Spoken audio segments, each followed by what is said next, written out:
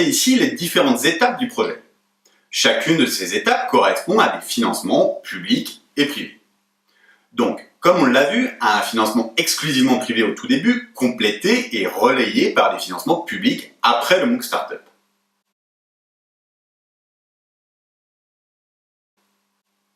On est convaincu de la capacité du projet à attirer des aides publiques, notamment et principalement européennes.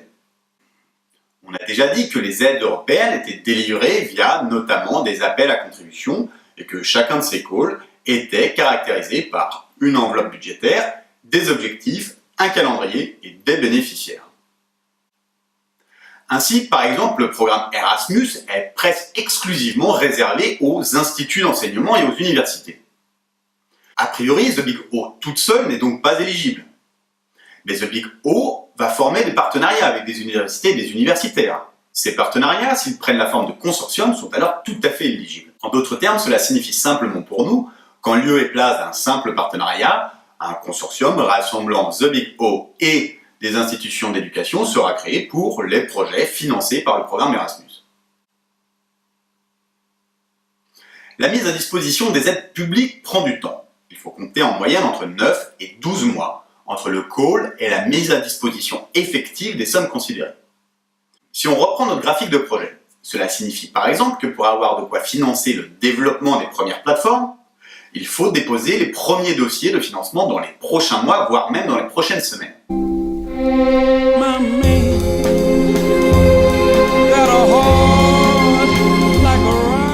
Mais les calls n'ont lieu qu'une ou deux fois par an. Et donc s'il convient de répartir les financements par couple, programme de financement, nature des opérations à financer, il faut aussi étudier leur enchaînement dans le temps.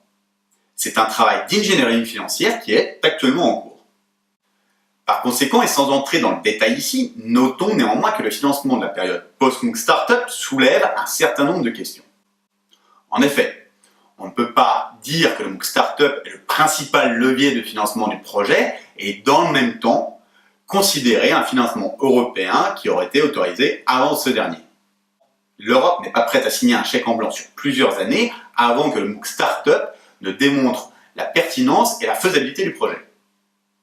On est donc obligé d'attendre la fin du MOOC Startup afin de déposer des demandes de financement sur plusieurs années.